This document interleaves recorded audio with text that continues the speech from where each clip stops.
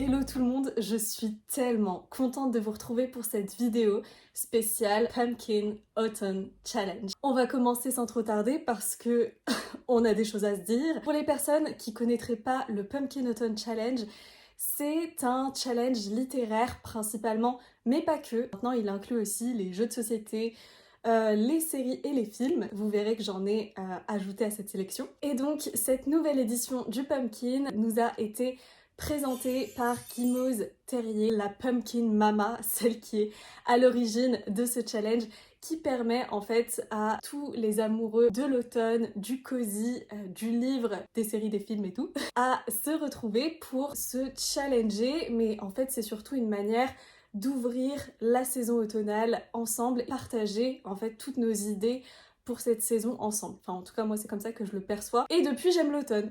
Depuis que je fais ce challenge, j'adore cette saison et je l'attends toujours avec impatience, même si voilà, l'été sera toujours dans ma tête associé à la fin d'une année d'études et donc un moment de répit complet. Mais l'automne c'est l'ouverture à une saison cosy et cocooning. Et donc pour cette nouvelle année 2025, Guimauze a concocté soigneusement de nouveaux tableaux avec de nouvelles thématiques. Et donc mon but ici c'est de partager avec vous toutes mes sélections pour que ça vous donne des idées ou en tout cas simplement par pur plaisir. Voilà. Le premier tableau, toujours fidèle au poste, celui d'automne frissonnant et avec sa première catégorie Monster Mash. Alors pour le coup j'avais pas la ref mais apparemment c'est une musique halloweenesque à souhait et les mots-clés de cette catégorie sont Halloween, créature, classique, comédie et danse. Et pour cette première catégorie, j'ai sélectionné Louis Pasteur contre les loups-garous, écrit par Flore Vesco et publié aux éditions, il est derrière, je vais regarder, aux éditions Didier Jeunesse. Flore Vesco, si vous suivez un petit peu mes vidéos, je pense que vous devez la connaître, c'est une autrice très chère à mon cœur et j'ai envie de lire toute sa bibliographie. Donc voilà, ça doit en passer par Louis Pasteur contre les loups-garous que j'ai commencé. En fait, je l'empruntais, puis je le rendais en médiathèque sans jamais le terminer. J'en dis pas plus parce que vraiment le titre parle de lui-même. On va suivre un jeune Louis Pasteur qui va s'associer à une danseuse. D'ailleurs, ça correspondait au mot-clé. Je trouvais qu'il correspondait parfaitement au mot-clé créature avec le loup-garou, classique, puisqu'on parle de Louis Pasteur. Comédie, parce que c'est vrai que parfois ça peut être assez loufoque, certaines situations dans lesquelles nos deux protagonistes principaux vont devoir se dépaître, et danse parce que on a la compagne, ou en tout cas l'acolyte de Louis Pasteur, qui est danseuse professionnelle, il me semble. Enfin, en tout cas, ils ont tous les deux entre 17 et 18 ans. Et voilà, loup-garou, ça correspond aussi à Halloween. En fait, il fait carton plein, je suis en train de me dire. Ce livre correspond parfaitement à cette catégorie de Monster Mash. On poursuit avec la catégorie Seriez-vous capable de l'arrêter, avec pour mots-clés thriller, enquête, suspense, identité, philosophie, paradoxe et manga. Et donc, qu'est-ce que j'ai sélectionné pour cette catégorie? Manga. Oui. Et j'ai jeté mon dévolu sur Remember Me, ouais, qui est un Remember Me, désolée, qui est un manga paru l'année dernière, si je dis pas de bêtises, et dans lequel, me semble-t-il, on va suivre une jeune fille qui va faire un bond dans le temps. Attention, je suis pas sûre de ce que je vous raconte, mais ce que je sais c'est que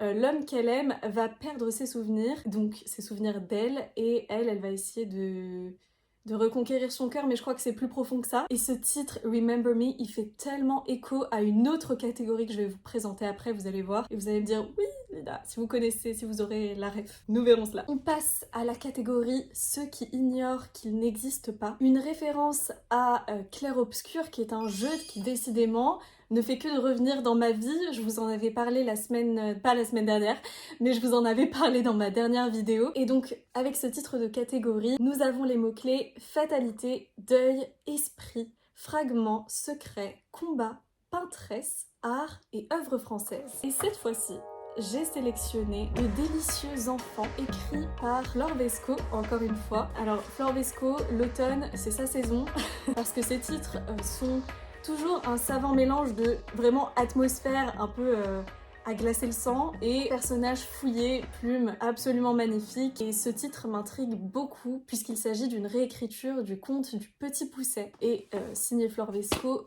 J'achète! Et on poursuit avec la dernière catégorie de ce tableau automne frissonnant qui se nomme Les songes maudits de Carmilla, avec pour mots-clés vampire, manoir, nuit surnaturelle, gothique, horreur et nouvelle. Et cette fois-ci, j'ai sélectionné un livre que m'a offert une amie, le voici, Du thé pour les fantômes, avec trop de marque-pages à l'intérieur. Je pense que j'avais lu le tout début, mais je crois même pas que les marque-pages soient à la bonne place.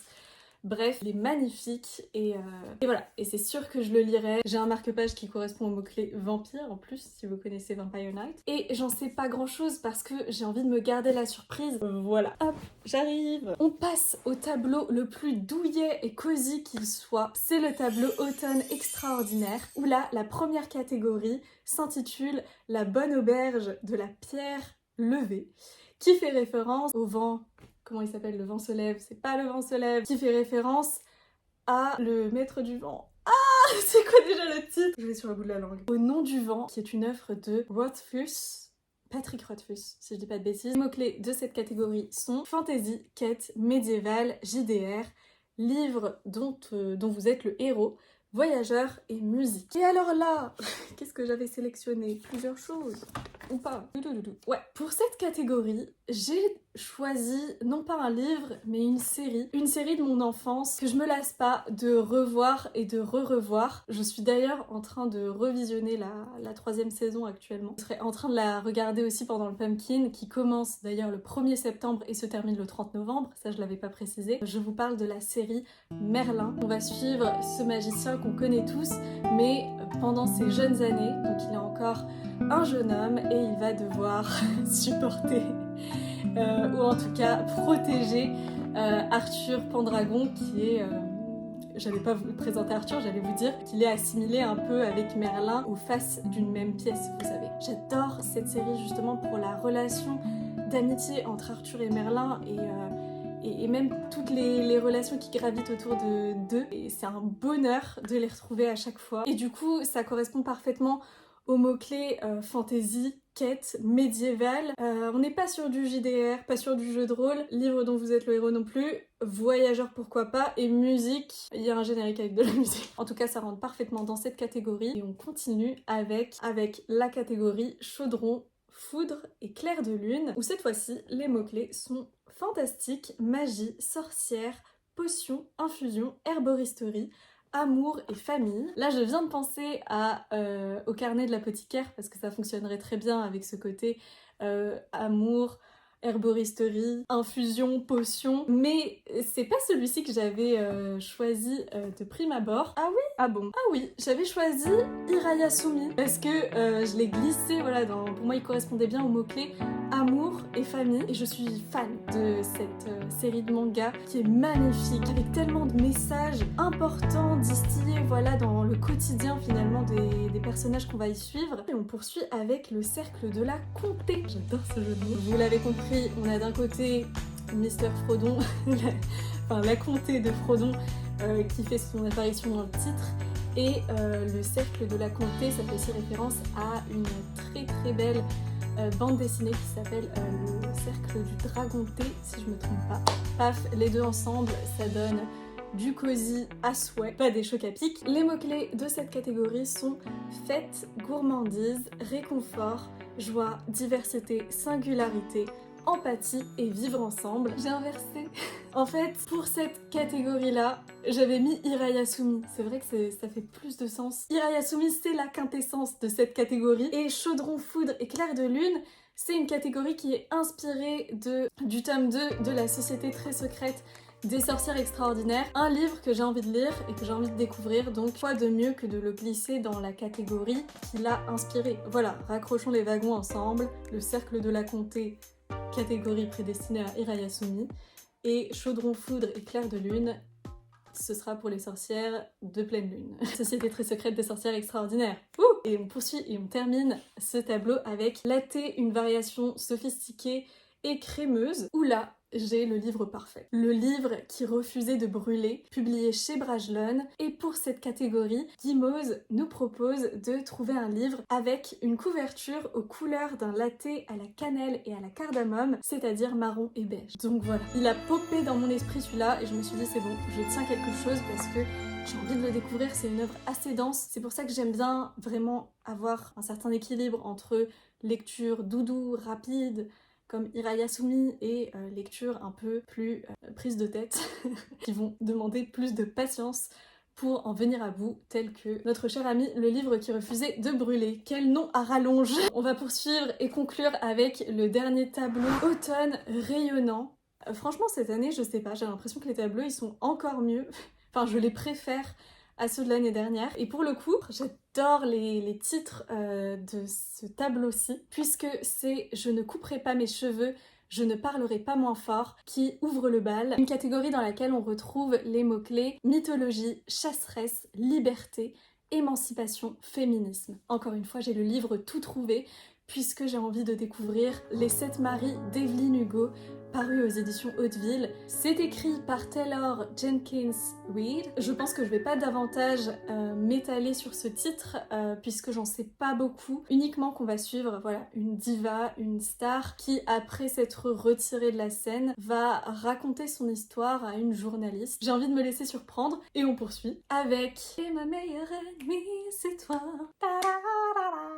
On poursuit avec la catégorie Ma meilleure ennemie, qui est une référence à Arcane et à Stromae et Pomme aussi. Et au début de cette vidéo, je vous parlais d'un titre qui aurait pu très bien se retrouver dans cette catégorie.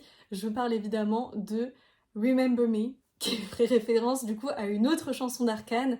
Et pour moi, tout est lié, donc voilà, ça marcherait du tonnerre, ok.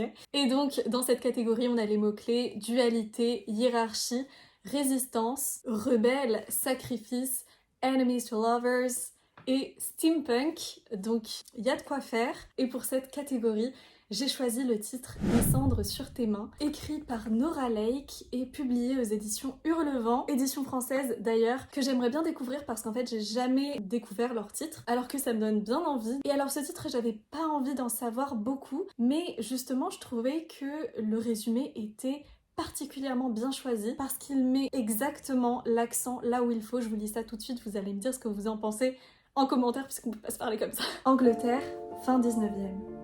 Une jeune orpheline recueillie par un étrange tuteur. Un manoir lugubre prenant racine au cœur de la forêt. Des amours scandaleuses, des portes qui s'ouvrent et d'autres qui restent closes. Une partie d'échecs qui s'éternise. Au-delà des apparences, la danse peut s'avérer macabre. Ça me tente trop. Et on poursuit avec l'avant-dernière catégorie pour nous qui avons besoin de souffler, où là, les mots-clés sont nature, écologie, conscience, espoir, paix, poésie et solarpunk. Pour cette catégorie.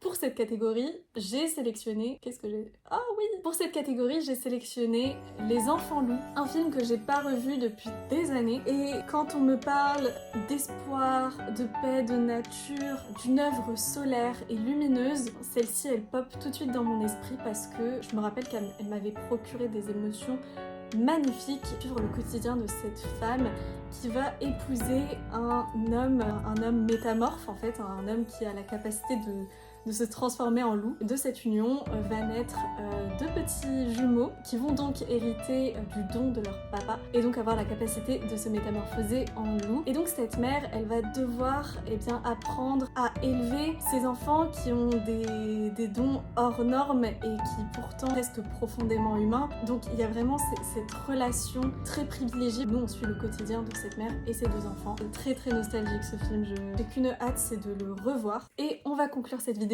avec la dernière catégorie, rester tout le temps avec brindille, où là les mots-clés sont amitié, animaux, soins, aventure, aventurière, changement, jeunesse et bande dessinée. Et alors là, pareil, j'ai décidé d'opter pour un film. J'étais tombée sur le livre avant de regarder le film. J'avais lu quelques pages quand j'étais partie en Irlande en Erasmus. Bref, et ça m'avait profondément inspirée et émue et j'ai trouvé ça juste, j'ai trouvé ça bien amené. En fait, un roman qui est autant destiné aux parents qu'aux enfants finalement. Aux parents, aux adultes. Mais en tout cas, voilà, quand je l'ai vu, je me suis dit mais c'est pas possible, c'est un des plus beaux films qui m'a été donné de voir de ma vie parce que chaque parole, chaque dialogue est pensé et c'est vraiment un film introspectif, je trouve, qui va vous permettre de vous poser plein de questions et surtout des questions élémentaires qu'on se pose pas assez, je pense, et qui nous permettent, voilà, de déposer ce qu'il y a à déposer et de se réaxer sur l'essentiel. Le titre, je crois que je l'ai pas donné, c'est renard, taupe et sororité, pas du tout. Il y a beaucoup d'animaux. Le renard, voilà, l'enfant, la taupe, le renard et le cheval. Un livre de Charlie Maxey. Et qu'est-ce que c'était émouvant, c'était beau. Ça rentre dans cette catégorie à merveille, avec les mots amitié, animaux, soins, changement, jeunesse. Et on y suit un aventurier plutôt qu'une aventurière. Mais en tout cas, voilà, une œuvre à voir et à revoir. Et sur ces belles paroles, je vais vous laisser là. À bientôt pour une prochaine vidéo. Prenez soin de vous. Salut!